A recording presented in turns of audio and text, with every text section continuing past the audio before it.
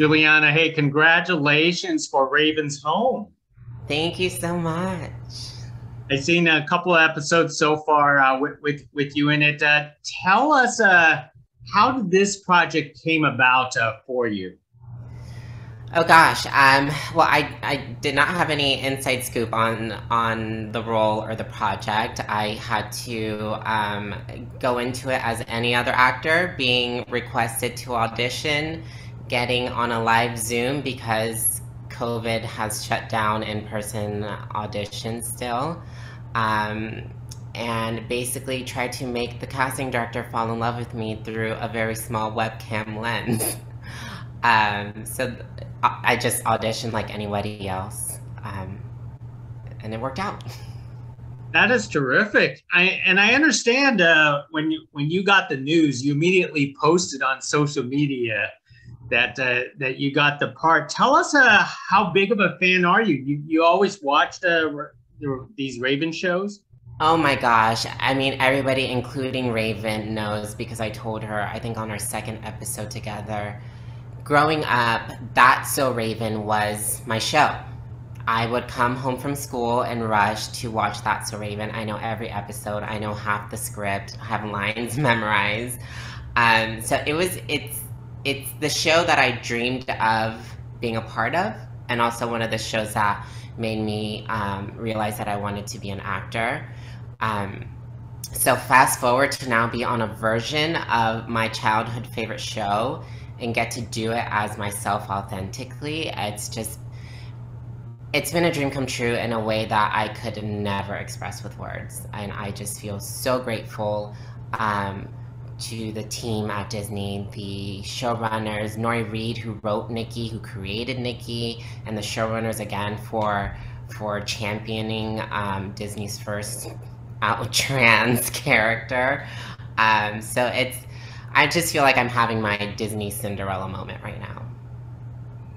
Now, when you did the casting call, was it a call for a trans actor or was it just a regular role as Nikki?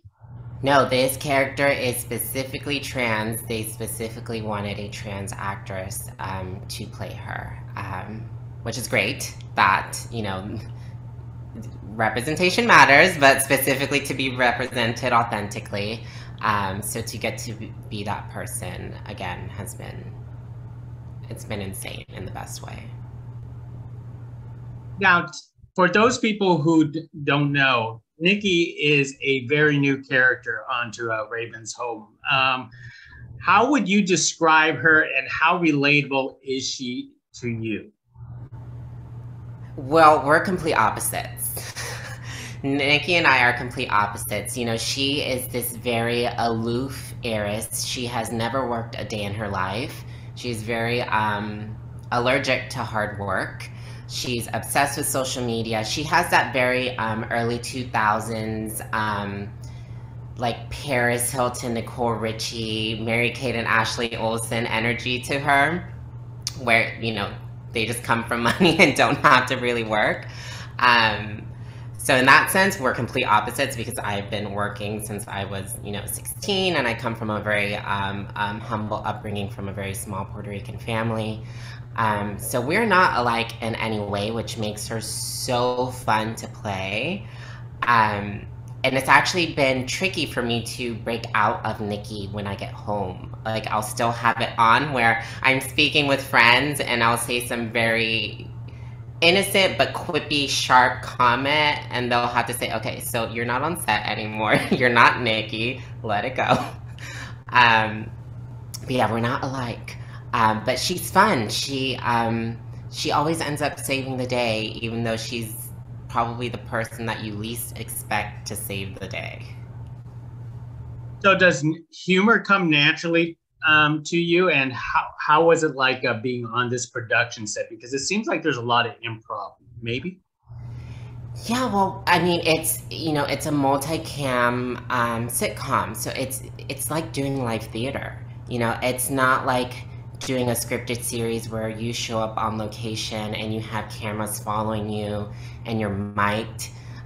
This Raven's Home, like most multi-cam sitcoms, you go to the soundstage Monday morning, 9 a.m., you have a table read, the entire week you're having rehearsals and they're rewriting the script. If a joke isn't landing, if you're not being funny enough, which is a lot of pressure. And then you perform it as if it's live theater, and you have to be very conscious of where you're facing, that you're facing the cameras because they're not following you. You're not mic'd, you have to project. And at the end of the day, you have to be funny. You have to exude comedy in not just the words you're saying, but the physicality of it all. But honestly, it's difficult, but it's very, I don't want to say easy, but it's easier when you're doing it with someone like Raven-Symoné, who has been doing this since she was a child.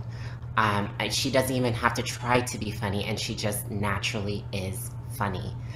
So to watch her and just feed off of her energy and be able to go back and forth with her, it makes my job a lot easier and makes me a lot more confident in my skills. But it's definitely a challenge to be funny. And I'm curious, how did you geek out when you first met Raven-Symoné, who is, your TV hero? Juliana's a professional, so she didn't fan out, even though inside I was. And also my first time meeting Raven, even though she is, an executive producer on the show now, and she had basically to be one of the people who approved me being cast, I didn't meet her until my very first table read. And again, because of COVID, we're all masked when we're on the soundstage. She's sitting at a table in front of me, and it was very, professional. She came up to me, she said hi, she welcomed me to the show, and then it was just straight to work. So inside, of course, I'm geeking out because I'm like, oh my gosh, it's Raven-Symoné, the girl that literally I used to imagine was my best friend as a child, and now I'm playing her assistant. And then once I got to work with her, that's when we developed a relationship, and again, it's just been crazy to be sharing that stage with her, and to just have her support. She's been extremely supportive from the moment I stepped into that room. So I don't geek out anymore, but I still have moments of like, oh my gosh, I can't believe I'm actually doing this with you. That is beautiful. And what other upcoming projects do you have next for yourself? So we just started airing this last week, American Gigolo on Showtime. So I have a little role on that is completely opposite from Nikki on Disney. And then I also have a film coming out, a Blumhouse project for Netflix called Absolute Dominion that comes out, I believe, early next year. And then just, hopefully back to Raven's home now that we officially got a 6th season. And also just excited to see the rest of my episodes for season 5, which begin October 2nd. We have probably my favorite episode coming up, where Raven and I go to Donna Cabana's fashion factory, Donna Cabana being one of the original That's So Raven characters. In addition to comedy genius Mario Cantone from Sex and the City and Just Like That, who is true comedic gold. So that is definitely probably my favorite episode I've done with Raven's Home that I'm excited to see this upcoming month.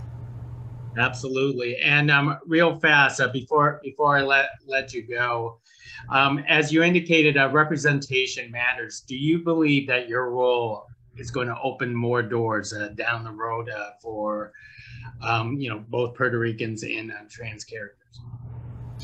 I do believe that, because I've already seen great things happen or come from it. The messages I've received, not just from trans youth messaging me on social media saying how amazing it is to see themselves on Disney, but also their family members have reached out, saying that my character has helped them see that trans people not only can live healthy, successful, amazing lives, but deserve it. So I definitely believe it will create change, and I'm just very honored and proud to get to be a part of it. Even if it wasn't me in the role, I would still champion Nikki. I would still champion Raven's Home, because it's such a beautiful, diverse cast, and it's not just in front of the camera with Nikki and that role, it's also behind the camera. They have been amazingly supportive in championing me and making sure that I feel heard and seen and safe. And that intention is what creates a beautiful character that will create change. Well said, Juliana. And I do have to admit, your fashionista role in this series makes you a very beautiful woman. So hey, congratulations! Oh, thank you so much. Thank you. Thank you for speaking with us. Thank you.